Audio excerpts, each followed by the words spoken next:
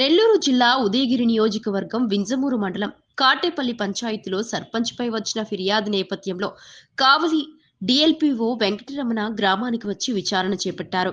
పంచాయతీ నిధులు దుర్వినియోగం చేస్తున్నారంటూ గ్రామస్తులు అధికారులకు ఫిర్యాదు చేయడంతో ఈ విచారణ జరిగింది.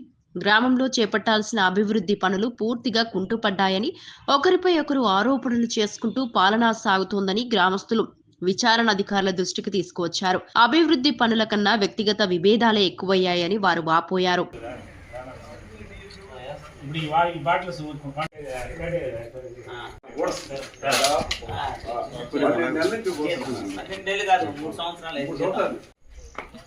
మరి మోటార్ లేదని 16 లిమిట్ చెప్పాం కదా నెసరీ ఎమర్జెన్సీ కదండి.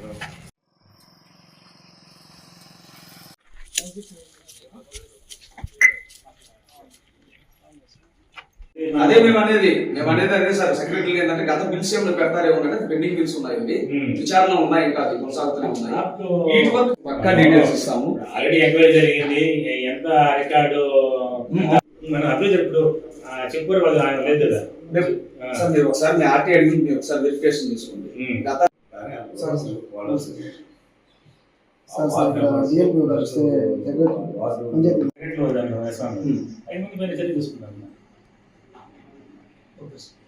సార్ మేము